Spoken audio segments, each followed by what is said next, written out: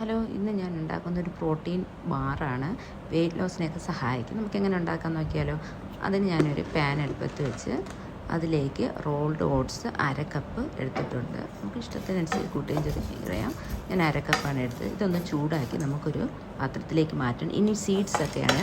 ഇതിപ്പോൾ pumpkin seed 3 table സ്പൂണാണ്. എല്ലാ സീഡ്സും ഞാൻ 3 ടേബിൾ സ്പൂൺ ചൂടാക്കി അതും വേറൊരു പാത്രത്തിൽ വയ്ക്കുന്നു. ഇത് ഫ്ലെക്സ് സീഡാണ്. അതും ഒന്ന് ചൂടാക്കുക. 3 ടേബിൾ സ്പൂൺ തന്നെയാണ്. അതും ചൂടാക്കി മാറ്റുക. ഇനി സൺഫ്ലവർ സീഡ് സെയിം ഇത് തന്നെയാണ്. എല്ലാം ഒന്ന് ചൂടാക്കി മാറ്റും. ഇനി വാൾനട്ടും പീക്കാനുമാണ്. അത് 1/2 കപ്പുണ്ട്. പീക്കാൻ ഓപ്ഷനാണ്. അതും നമ്മൾ ചൂടാക്കി മാറ്റുന്നു. ഇനി ഞാൻ ആൽമണ്ട്, ഒരു 1/2 കപ്പ് ആൽമണ്ട് ഞാനൊന്ന് ക്രഷ് ചെയ്തെടുത്തിട്ടുണ്ട് മിക്സിയിൽ. അതൊന്ന് ചൂടാക്കിയതിന് ശേഷം നമ്മൾ നേരത്തെ മാറ്റി വെച്ച ഓട്സിലേക്ക് ഞാനിത് ഇടുന്നുണ്ട്.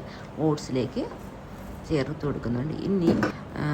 ഇനിയുള്ളത് പീനട്ട്സാണ്. അതും ഒരു 1/2 കപ്പ് ജസ്റ്റ് ഒന്ന് ക്രഷ് ചെയ്ത് അതും ഒന്ന് ചൂടാക്കി നമ്മൾ ഓട്സിൻ്റെ കൂടെ തന്നെ ഇത് ഞാൻ ചേർത്ത് കൊടുക്കുന്നുണ്ട്. ഇനി ചേർക്കാൻ പോകുന്നത് സെസ്മി സീഡാണ്. അതും ജസ്റ്റ് ഒന്ന് ചൂടാക്കി നമ്മൾ ഓട്സിലേക്ക് ചേർക്കുന്നു. ഇനി ബാക്കി ചൂടാക്കി ഇതെല്ലാം ഒന്ന് മിക്സിയിലടിച്ച് നമ്മൾ ഓട്സിലേക്ക് ജസ്റ്റ് ഒന്ന് ക്രഷ് ചെയ്താൽ മതി. അത് ഓട്സിലേക്ക് ചേർത്ത് തണുക്കാൻ വയ്ക്കുക. ഇനി വേണ്ടത് ഞാനിവിടെ 25 ഈത്തപ്പഴം എടുത്തിട്ടുണ്ട്, ഡേറ്റ്സ്. അത് നമുക്ക് ഒന്ന് മിക്സിയിൽ വെച്ച് ക്രഷ് ചെയ്തെടുക്കണം. ഇപ്പോൾ നന്നായിട്ട് കൃഷി ചെയ്തിട്ടുണ്ട്. ഇതിലേക്ക് ഒരു 2-3 ടേബിൾ സ്പൂണ് വെള്ളവും കൂടെ ഒഴിച്ച് വീണ്ടും ഒന്ന് കൃഷി ചെയ്യുക, ഒഴിച്ചെടുക്കുക. എന്നിട്ട് ഇതിലേക്ക് പച്ചമുന്തിരിയോ കറുത്ത മുന്തിരിയോ അത് ഒരു 100 ഗ്രാം അതും കൂടെ ഇതിലേക്കിട്ട് വീണ്ടും ഒന്ന് മിക്സിയിലൊന്ന് അടിച്ചെടുക്കണം. ഇനി ഈ മിക്സ് നമ്മൾ നേരത്തെ റെഡിയാക്കി വെച്ചിരിക്കുന്ന ഓട്സിൻ്റെ ഇതിലേക്ക് ഇട്ട് കൈ കൊണ്ട് നന്നായിട്ട് ഇത് കുഴച്ചെടുക്കണം.